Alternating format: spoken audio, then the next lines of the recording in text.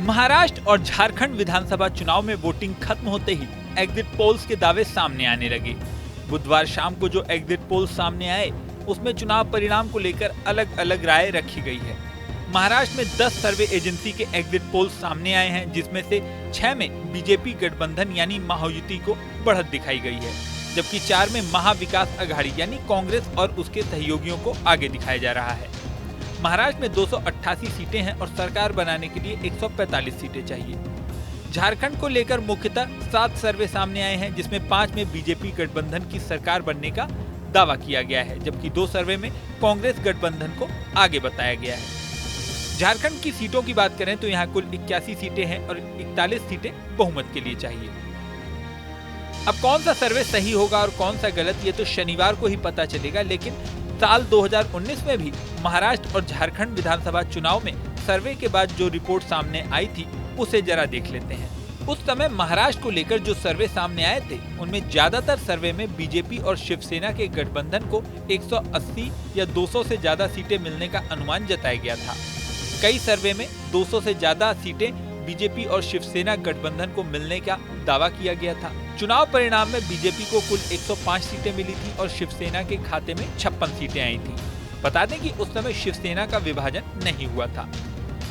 दोनों पार्टियों ने मिलाकर 161 सीटें जीती थी। वहीं अविभाजित एनसीपी को 54 सीटें मिली थी और कांग्रेस को 44, यानी दोनों मिलाकर 98 सीटें जीतने में कामयाब रहे थे। रिपब्लिक जन की बात सर्वे ने बीजेपी और शिवसेना को 216 से 230 सीटें मिलने के कयास लगाए थे, जबकि कांग्रेस और एनसीपी को 52 से 59 सीटें मिलने की भविष्यवाणी की थी। रिपब्लिक जन की बात एग्जिट पोल औंधे मुंह गिरा था। वहीं टाइम्स नाउ ने भी बीजेपी और शिवसेना गठबंधन को 230 सीटें के आसपास मिलने का दावा किया था। वहीं कांग्रेस एनसीपी को 48 के आसपास सीटें जीतने की भविष्यवाणी की थी।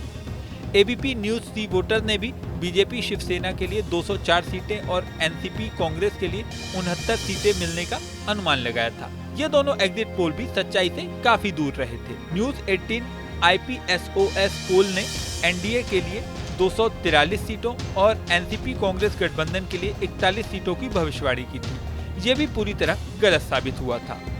सिर्फ इंडिया टुडे एक्सिस ने बीजेपी और शिवसेना को 166 से 190 सीटें मिलने का अनुमान जताया था। उस अनुमान के हिसाब से जो उनकी न्यूनतम संख्या थी 166, उसके आसपास ही रिजल्ट रहा, यानी 161 सीटें इस गठबंधन को मिली। इंडिया टुडे एक्सिस ने कांग्रेस एनसीपी को 72 से 90 सीटें मिलने का अनुमान जताया था और 98 सीटें दोनों पार्टियों ने मिलकर जीती। यानी सिर्फ एक ही सर्वे था जो सच्चाई के काफी करीब साबित हुआ था। मजेदार बात यह है कि इस बार महाराष्ट्र में इंडिया टुडे एक्सिस नाम से कोई भी सर्वे सामने ही नहीं आया है। झारखंड की बात करें तो 2019 में एबीपी न्यूज के सर्वे में जेएम और कांग्रेस को 35, आज तक ने जेएमएम और कांग्रेस को 43 और टाइम्स नाउ ने जेएमएम कांग्रेस को 44 सीटों का अनुमान जताया था। चुनाव परिणाम सामने आए तो जेएमएम को 30, कांग्रेस को 16 सीटें मिली। इस तरह दोनों ने मिलकर 46 सीटें जीती। बीजेपी को 25 सीटें मिली।